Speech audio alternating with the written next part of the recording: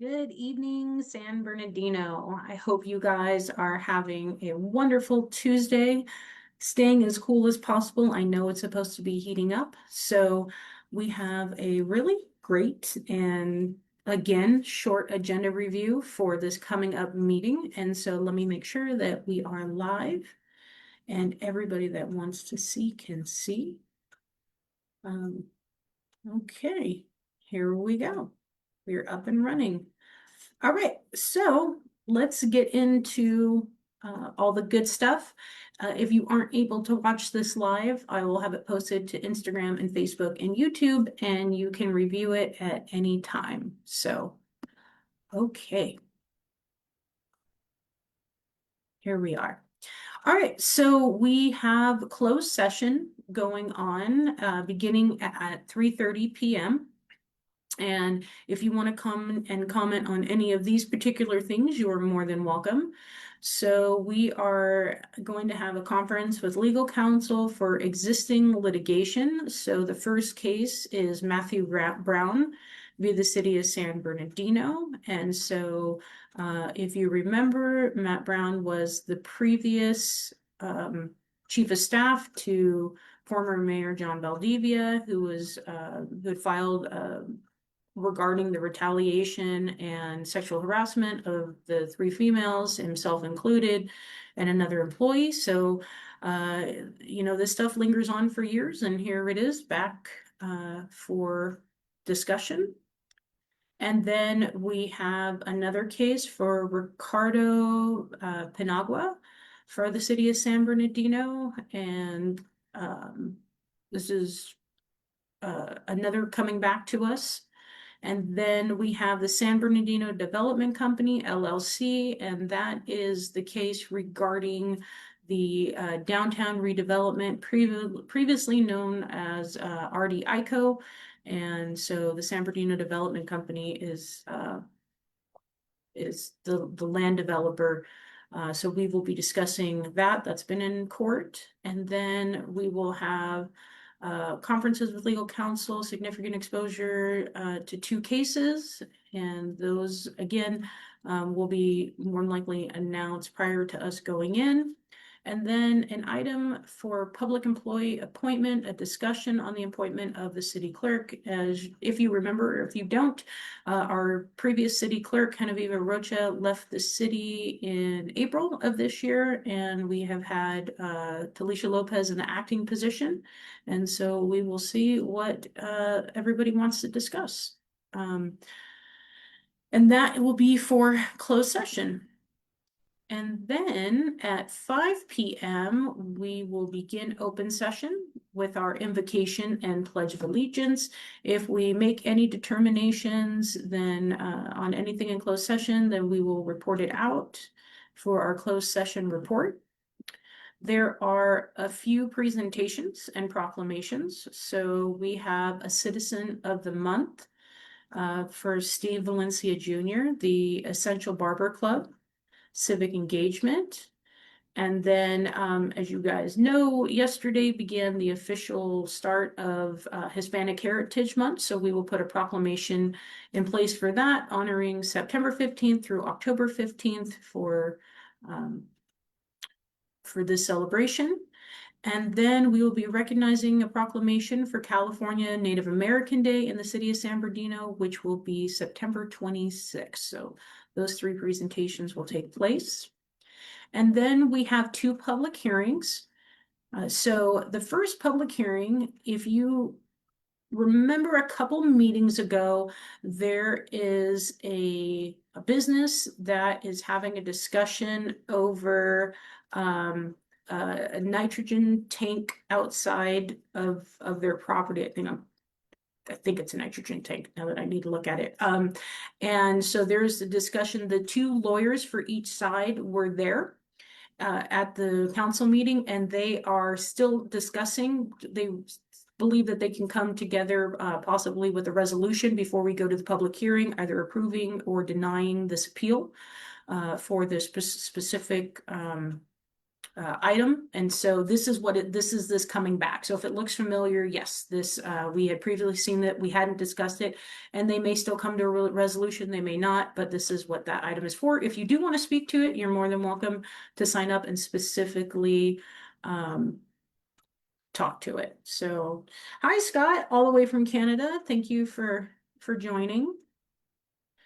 Okay, and then we have another public hearing, which is approval of the draft fiscal year 24-25 consolidated annual performance and evaluation report, or CAPER report, that's due to the U.S. Department of Housing and Urban Development. And so there's a presentation involved in this, so we won't go too into detail. But what it is all of the projects that come before us as far as like capital improvements and everything that we would report to HUD, we have to put an evaluation report together every year and send it.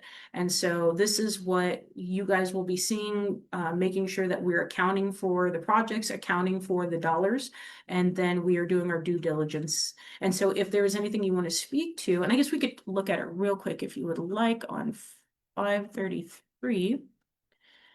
That's what it said, but that doesn't look like. Okay, so here we go. Oh, maybe they, hang on. Looks like the pages are off a little bit. So let's go down.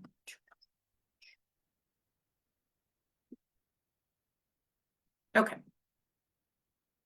So each year, the city of San Bernardino is required to submit its accomplishment data for the community block development grants, home investment partnerships. Oh, I'm sorry, I said CIP, CDBG, emergency grant, ESG grant program, and then the Department of Housing and Urban Development, HUD, and then in this report. These funds support a range of initiatives, including affordable housing projects, services for the homeless, and public infrastructure. And so we will go through each of the projects, make sure that everything is being accounted for, a 1 5-year consolidation plan, 5 annual action plans, and then a 5 annual CAPER. So that will be the super fun presentation for the public hearing, item number 5. And, what's cool is that we actually have stuff to talk about. And I know some of you reached out regarding homelessness, and we'll get to those last items. We'll kind of have a little more in-depth discussion regarding the requested items, because a part of this is, affordable housing projects and the things that we need to be doing to help alleviate the stress on the street. So we'll definitely be a little more thorough towards the end. So definitely watch the whole thing, but it's only going to get better. All right, so after those 2 public hearings, then the city manager will provide his update of all the things going on in the city. And then if you want to provide a public comment for items on the agenda or not on the agenda, you're more than welcome to. There's a new little disclaimer to be respectful when you're giving your public comment. You don't want to be escorted out of a meeting.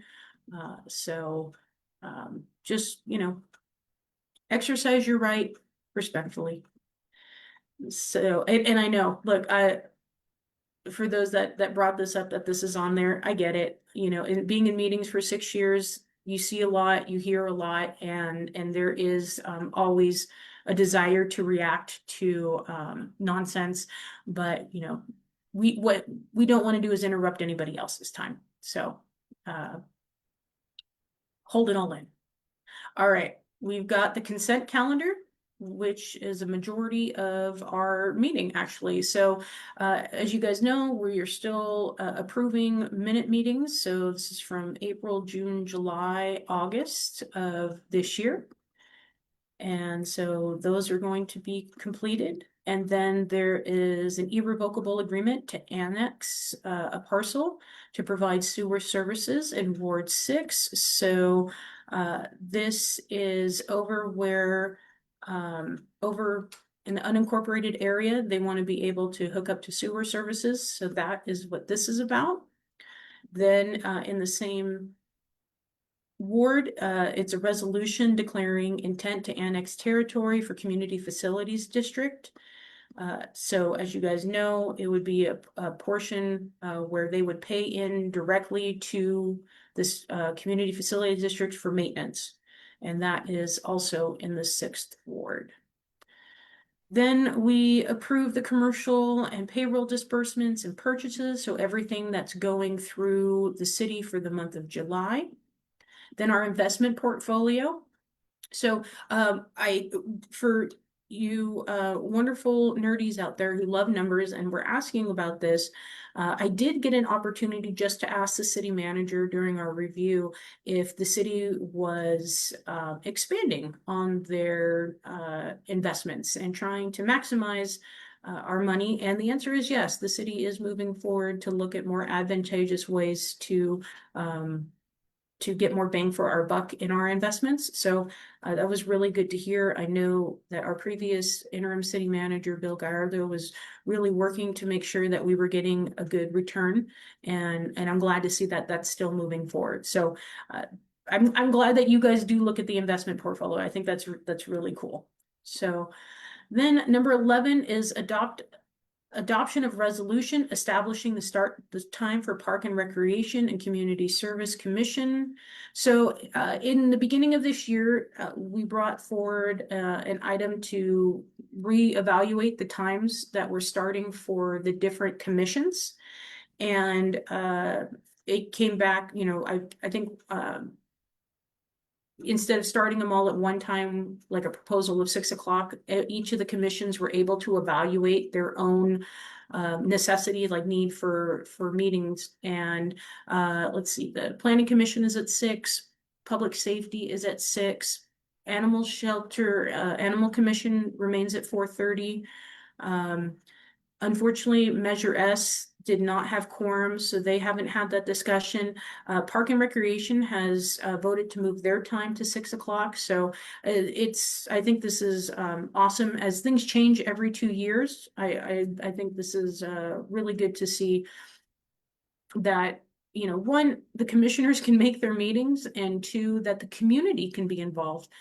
If not, I think it's more of a dog and pony show to have commissions if we're not going to make sure that residents are actively involved in them. And so I'm glad that everybody's being able to adjust for their needs. And I really hope the Measure S committee can establish quorum, because that is one of our primary commissions. So I was not happy to hear that people weren't able to make it tonight. So hopefully soon they can reconvene.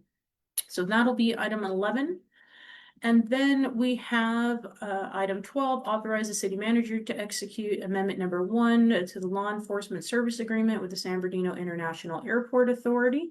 So this is paid for through the airport authority, and so no expense to us.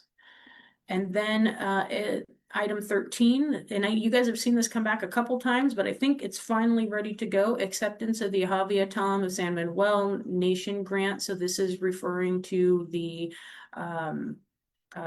focus center that they want to put in regarding terrorism. So I think everything is finally good. Hi, Barbara. Thank you for joining. And then item 14, approve amendment number 2 to the agreement with Z&K Consultants for Nicholson Park construction management and construction inspection services for $167,156.21, not to exceed a total amount of $844,794. As most, if not all, know, Nicholson Park is under a huge renovation, really exciting investment. I think upwards of $15 million into that specific park. And so it's great to see that things are moving over. From my understanding, the $167,000 may not need to be fully expended, but the city is making sure that if it is needed, all avenues are covered. So that's really good to be proactive rather than having to keep coming back to council for money. So it's good. And then authorization to issue 2 task orders for infrastructure engineers for inspection services in support of the city's capital improvement projects and land development. So we need engineers and we need inspection services, so that's gonna cost us $250,000 for the Bowman Company. And then we also are issuing a task order to Wildan. If you have gone through planning, Wildan is our plan checker, and so that will be a contract amount not to exceed 800,000, and so an additional 200,000 provision for staff augmentation for Wildan. So those two things are essential to what we're doing. And then we have approval of a memorandum of understanding with the San Bernardino Municipal Water Department for total lease amount not to exceed $354,098 for water department property. This property is adjacent to the animal shelter, and so they will be expanding, animal shelter will be expanding their property line and leasing property from the water department for up to the next 5 years, and budgeting in the amount of $66,696,000 a year. So there we go. No, wait, I'm sorry. Hang on a sec. That's not correct. 66,000, I think, a month. Let me, I don't want to misread that. So let me go to page 1305. Make sure we have this correct. Okay, the page numbers are off just a little bit. All right, here we go. Let me make sure we have this breakdown. All right. Okay. Okay, they need to amend, my apologies. They need to amend the budget by $66,696 in the general fund beginning in 26-27. And the annual rent will be budgeted in the animal services fund and transferred to the sewer department. Okay, so that's an amendment, but the total lease agreement is for the 300,000. So awesome. And hopefully in the future, within the next 5 years, we will begin moving forward with building our own new and improved animal shelter. I think that's going to be really important. Hi, Cecilia. Thank you for joining. Okay, sorry, let me get back to where we were. Okay, so that was item number 17. Okay, and there are no discussion items, but that never means that there's a dull moment. So items to be discussed for future agendas. There are 3. Okay, so by request, community, you asked if I would bring back consideration to see if the council will consider discussing a 1-year moratorium on the sale of fireworks within the city, or if they will look at possible restrictions on permitting, or if they will talk about fines and increased enforcement. So I know last time it seemed like it was rushed because it was already March or April by the time this came on the agenda. So now I've asked if the council agrees, and they didn't last time, but if the council agrees, this would come back within the next 60 days and we would be able to have a full discussion with a variety of options. So I've done it for you. Here you are. Reach out to your council member if this is something that you want them to consider.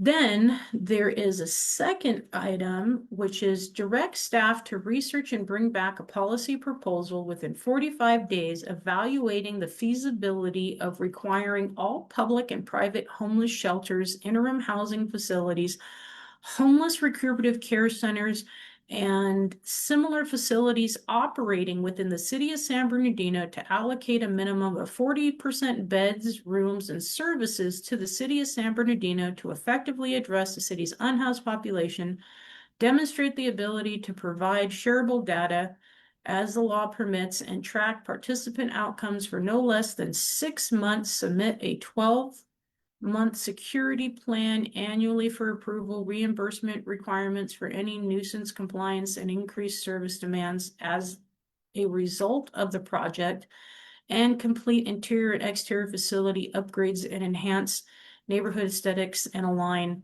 with current city standards. That's that's a lot. For those that were questioning, it is a lot.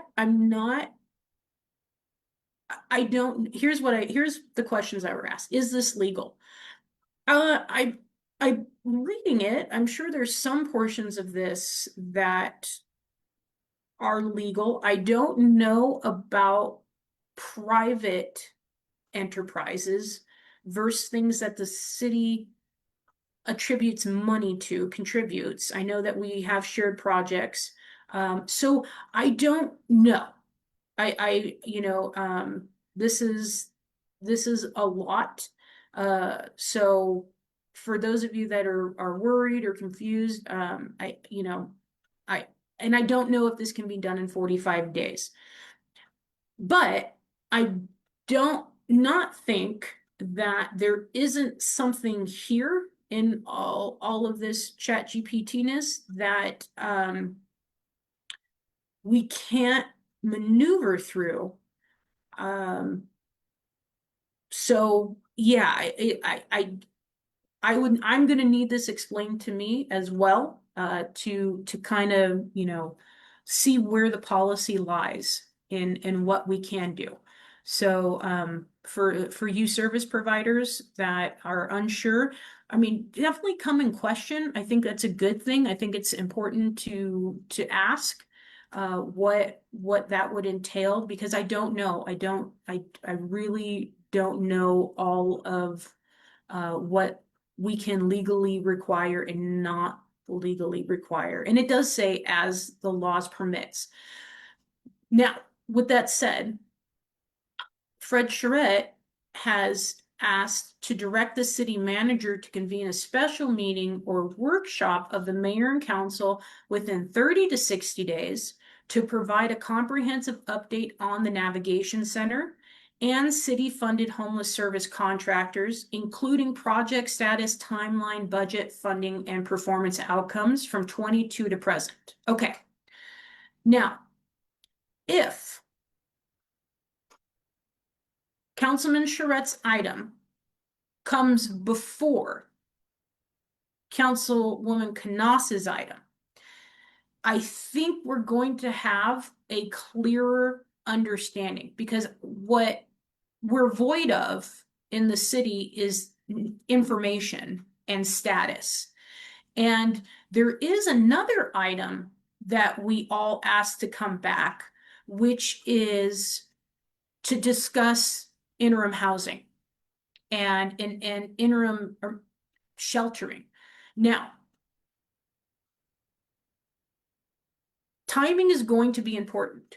As many of us know, as we have expressed concern over the last couple days, the county of San Bernardino has voted to outlaw encampments in protected areas, one being the flood channels.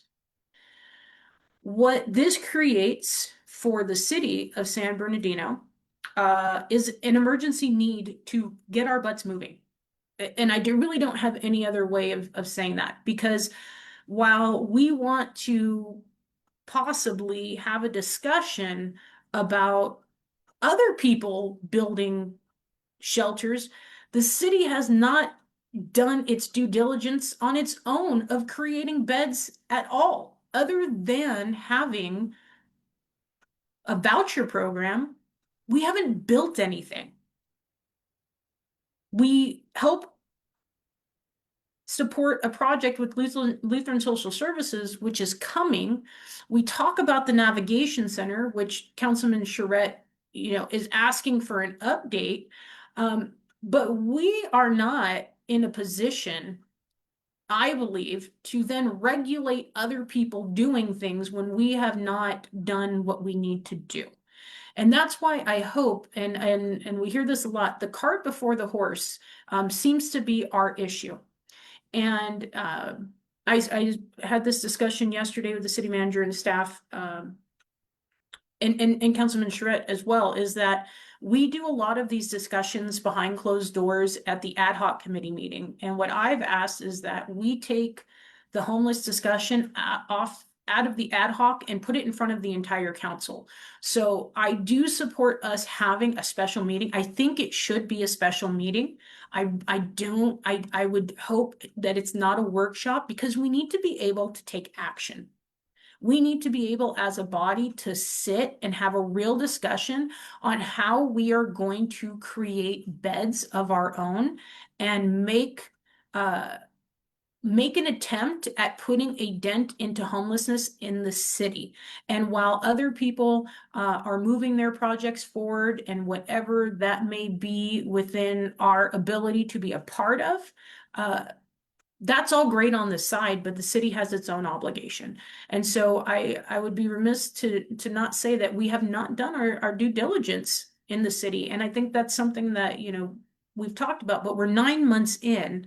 Things are changing, laws are changing, and so again, and as someone, who studied public policy, writing a policy without understanding the context, the time, and the space of which you are establishing this policy isn't effective or efficient. So we got to make sure we don't overstep, because I'll tell you what, our municipal code is full of things that we do not adhere to and we do not follow. Because I'm looking at, and it may not even having to be creating a wheel here, which the city of San Bernardino loves to do, which is recreate, remanufacture, not use. But if we're looking at, submit a 12-month security plan annually for approval, reimbursement requirements for any nuisance complaints, and increased service demands, well, 3 meetings ago, the council supported revisiting the inspections for multifamily housing units, which is in, I believe, chapter 16 or 19, I can't remember which one right now, of the municipal code. There may already be an established precedent for us to bring all this back at the same time. And so not having a clear picture, which nobody has a clear picture because it's never been presented in a way. How do we know that we don't have 40% beds from people that are coming into the city? What is the criteria for us to set up? What is residency? Do you declare residency of the beds based on the day that permits are established, that we would have a name? Does the city have a list of people that they know are certified residents in need of any type of recuperative care or housing facilities? What system does the city have in place to even enforce any type of oversight? And I can tell you what I know is I don't know of any. I don't even know if we would have the staff that could give you a list of names of people that are ready to go into care facilities, because that has not, my understanding, been our purview. So these are all things that I think we have are good intentions, but we know what good intentions are, what's paved with good intentions, and policy has to really be good policy. So I know the timelines are a little squishy, 30 to 60 days, but then that could fit in. I don't know if staff can establish a policy within 45 days. It may take them 60 days just to get the data. I mean, we're looking at a 3-year assessment. So for those of you that are questioning and wondering, rightfully so, understandable. I think that we have a lot to discuss, which is why I support the special meeting. I think we have a lot to uncover, which is where we're at, where we want to be, for us to be able to then decide what is the future. I know, Councilwoman Canas made a random statement about me supporting tent cities, which was untrue, but not without merit of a conversation, given that no one has given any type of solution. Why are we not looking at what we have available to us, what we have within our reach? San Bernardino is very quickly becoming the city of no. No, we don't want to build this. No, if you don't do that, we're not going to do this. And people are moving projects away from us that would allow people to be housed. And I find that very troublesome. And so we need to look at every option, not try to scare the community that, you know, we're going to house homeless people. How about ensuring the community that we're going to do our due diligence in housing people? So a lot of working parts here. To you vendors, to you developers, ask your questions. Please reach out to legal, reach out to the council. I know that it's a lot. And again, let me see the comments. Charles Montoya told members of the council the navigation center would never be built, and he was allowed to derail the project. Thus, no interim housing has been built. Yeah, no, I know. I mean, and Les said this earlier in a post, the navigation center has been coming for years. And only now we are even in any type of position to have a discussion. And those discussions are happening in closed session. And I think, I really think it's worthwhile for us to start being honest with the community about the status of homelessness, and barely about where the status of the navigation center is and where we are in being able to address these issues.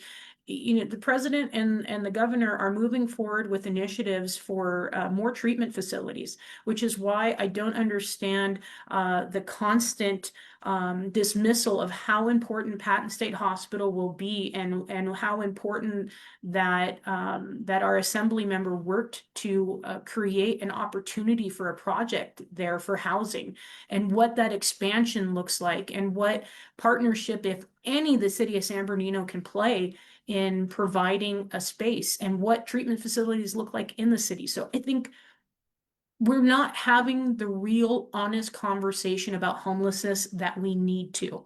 And we need to stop pretending like everything is okay, that things in this area are getting better, because now the flood channels are closed, which means they're on our streets, that they are in the alleys, that they are behind our houses, and we have to do something now. Now. So during agenda review, I asked if there is a possibility that in the first meeting of October, the city manager can bring something forward for us to have a real life discussion on homelessness. So I told you the end was going to be much more exciting than the bottom, but I am advocating that whatever the solutions may be, that at least they be realistic and effective. So I hope this helped. Hi, Kelvin, thank you for joining. And please share this. I know, look, really everybody needs to be at the table when we are having this conversation about homelessness. There is nobody that is removed from what is happening around us. When we have this special meeting, our churches need to be there, our school district needs to be there, our colleges need to be there, our nonprofits need to be there. I mean, earlier this year, we approved the creation of a community homeless ad hoc committee, or committee in and of itself, to be able to talk about homelessness in our city, and that still hasn't come back. I think there's nothing off the table when we haven't even built the table. So I believe we can get something going in the next 30 to 60 days, and that may get us going, but we're coming, can you believe it, 9 months coming to the end of 2025, and we don't have beds in places. And more people are being added to the streets every day by economic situations. It's becoming more, the mental health crisis and drug addiction is growing as times become more desolate and people become, further and further gone. So, all right, guys, we can have definitely more of a conversation later on about this. Maybe we'll have our own one-on-one discussion about homelessness in the city. Happy to do that. But I thank you guys for watching, and please share this. Let everybody that wants to see, please see. Again, I will put this on Instagram, I will put it on YouTube, and I will put it onto Facebook. And yeah, I do want to thank you, Councilwoman Common, for when they clean the parks, and this is very important, a very important statistic. we talk about, there is this narrative where it feels, it has been perpetuated that people are just dropped off in the city. People are being dropped off. People are being dropped off. People are leaving their homeless here. 483 scholars, 483 of our kids that go to our schools were pulled out of parks during the encampment cleanups. That is a number that people don't talk about. We have over 5,000 children in our school district registered as homeless. Who's dropping them off is my question. Who do you think is just leaving them? This is a problem that exists within our city, that exists within the lives of the residents of the city of San Bernardino. And it's not something that we are going to be able to ignore anymore. Fontana is taking the lead in the western side of the Inland Empire. They have already created their shelters. They have created their partnerships. The county has come in and done everything that the city of San Bernardino refused to do for years, which is take action. And so there's a lot of talk, talk is cheap. We have to put beds in place. And so within the next 30 to 60 days, I hope we are really going to have this conversation, because we can't continue to do nothing, which has been our status for years and years and years. We had an injunction in place for over 3 years with the ACLU. And you know what we did? Nothing. We prepared for absolutely nothing. And this is a result of it. So, all right, guys, thank you for watching. And if you want to comment on anything, please do. Have a great rest of your night.